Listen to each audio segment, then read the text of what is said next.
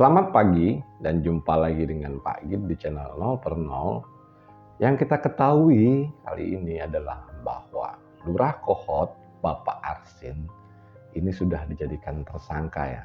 Jadi Kades Kohot ini sudah dijadikan tersangka karena kasus pagar laut. Tapi yang Pak Gid bahas bukan masalah kesalahan di sini, karena pada kasus ini pada umumnya orang udah ngerti lah, dan berita ini telah tersiar kemana-mana. Yang Pak Gid bahas di sini adalah tentang mobil ya, mobil-mobilnya Kades ini. Ada 3 mobil itu, banyak banget. Pertama Rubicon, kemudian Civic juga kelihatannya Civic Turbo itu. Dan satu lagi yaitu HR-V atau CR-V lah ya. Tapi ada baiknya kita cek dulu pernyataan dari Kades Kohot.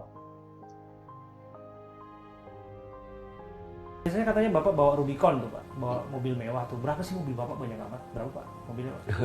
Mobil saya 3 biji. Apa aja Pak? Yang Rubicon, Civic yang parkir. ya, sama HRV. CR-V. Ya. Oke, ini yang nomor cantik ini sengaja itu ya Pak, namanya Arsin itu kalau nggak salah, disesuaikan itu nomor polisinya Pak. Ya, jadi itu. Sama satu lagi mobil dinas itu Pak.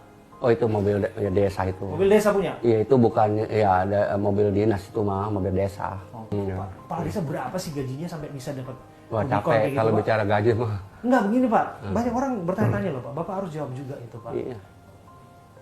Apa betul Rubicon ini datangnya karena ada pengurusan sertifikat hak milik di pagar laut gitu Pak? Itu Bapak harus jelaskan. Tanya aja semua nggak apa-apa. Jadi begini, Rubicon itu awalnya bukan mobil Rubicon Pak, saya kredit. Ya. Kredit mobil Vario. Begitu lunas,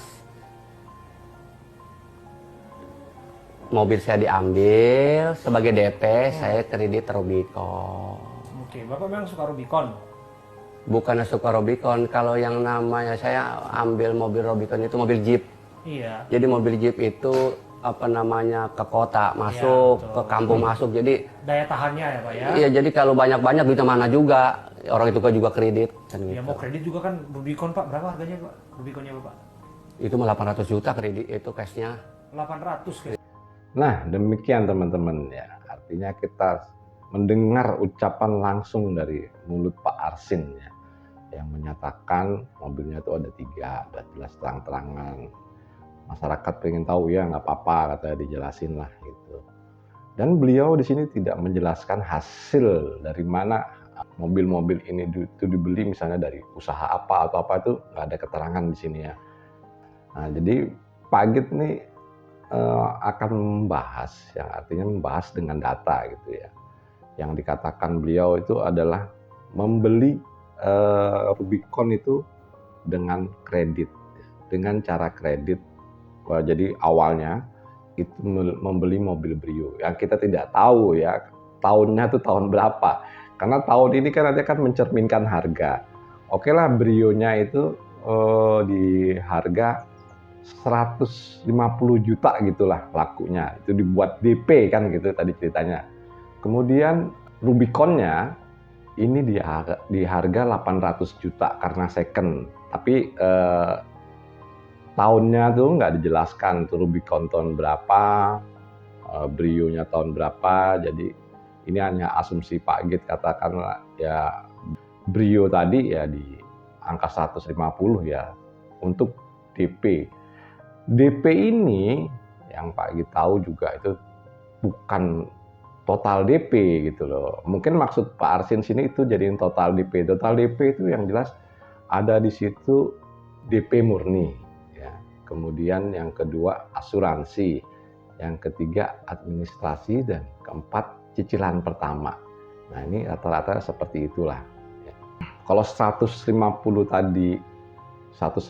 juta tadi itu dikatakan sebagai total DP, asuransi dan lain-lain ya, dengan angsuran pertama itu dipotong ya mungkin DP-nya cuma 100, utangnya 700 gitu.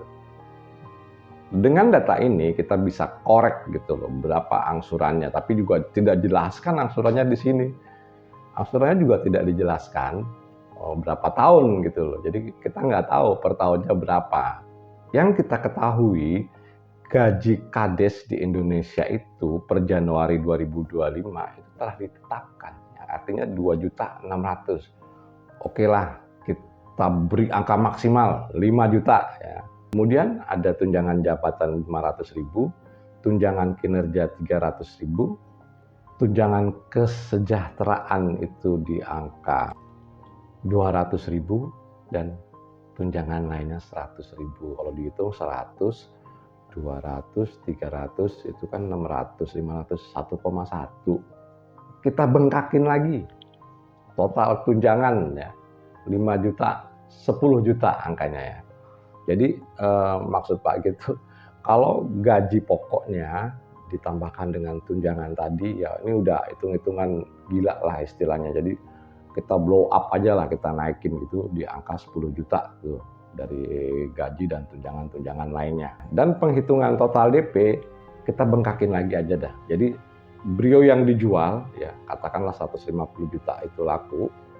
Kemudian dalamnya tidak terkandung DP murni ya biasanya sih DP murni itu 20%-an gitu ya, tapi tergantung kebijakan dari leasingnya.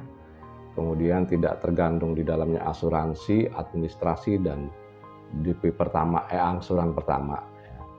Jadi pokok hutang di sini adalah 650 juta.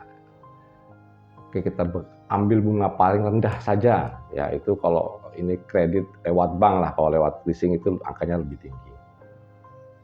Dan cara penghitungan bunga ini kan biasanya flat ya untuk angsuran mobil ya. Dikatakan bunga terendah 0,6% lah gitu ya, 0,6% per bulan. 0,6% itu per bulan kalau dikalikan setahun berarti 7,2%. Kalau di angka 3 tahun jadinya 21 sekian ya, kita genepin lah 22. Kita genepin di 21 aja biar kelihatan lebih ringan cicilannya. 21% dikalikan dengan 650 juta.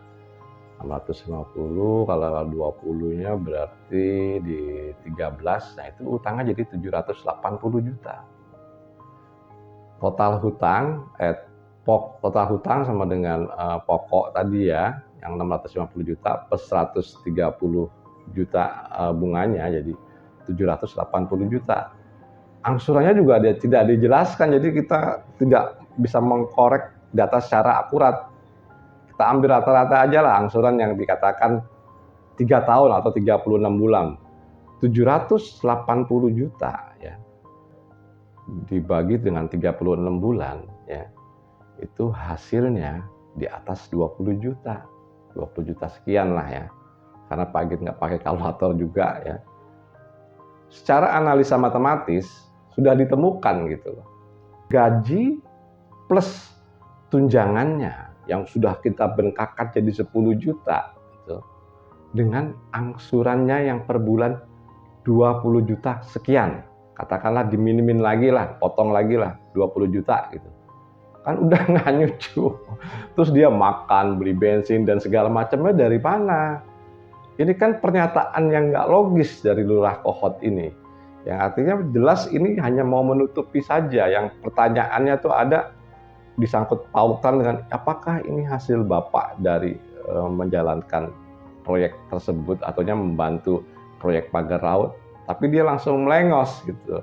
Ini politis banget, jadi melengos mengalihkan. Jadi mobil itu adalah mobil Brio awalnya. Lunas dibuatin DP. Dan itu masih dalam proses angsuran si Rubicon ya. Angsurannya aja segitu.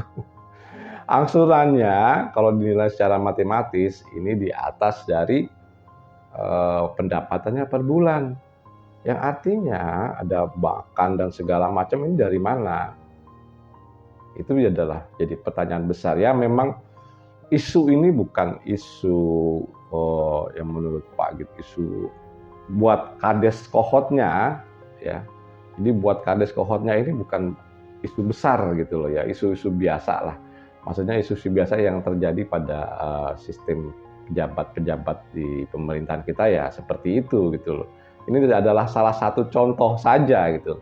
Ini baru dari satu pejabat. Belum dari pejabat-pejabat yang lain, dari kades, dari camat, terus nanti di tingkat kementerian juga ada lagi, gubernur juga lebih besar lagi. Nah, kalau semua ini berjenjang bertingkat korupsi bersama, istilahnya korupsi berjamaah ya, beginilah jadinya kita. Yang kita tuh maksudnya kapan majunya gitu. Yang lain nggak kebagian, habis dikorupsiin sama mereka semua. Jadi putaran uang itu hanya berada di pihak-pihak mereka saja. Pihak dari pejabat, pihak dari bisnismen, ya, dalam tanda kutip bukan semuanya prosesnya ilegal gitu ya, maksudnya bukan lewat korupsi, tapi putaran itu akan berputar di situ-situ aja, yang akhirnya tidak mengenal kesasaran bawah. Kita tarik kesimpulan aja. Yang pertama adalah pernyataan beliau tadi atau pernyataan Kades Kohot ini sifatnya politis sekali. Yang artinya ditanya apa, dia melengoskan jawabannya kemana. Dan kita buka gitu loh, kita buka datanya. Datanya udah kita bengkakin nih penghasilannya. Angsurannya sudah kita kecilin. Ya. Itu nggak nyambung. Data penghasilannya kita bengkakin ke 10 juta dan angsurannya satu mobil saja itu Rubicon sudah di angka 20 juta, kan udah nggak ketemu secara matematis. Yang kedua, ini adalah salah satu cerminan dari sistem di pemerintahan kita. Maksudnya mekanisme yang terjadi di pemerintahan kita itu seperti ini. Masih begitu-gitu aja dan nggak kelar-kelar, apakah ini kultur dari bangsa kita? Teman-teman bisa menilai sendiri. Oke teman-teman, menurut Pak Agit ini cukup sekian dan terima kasih.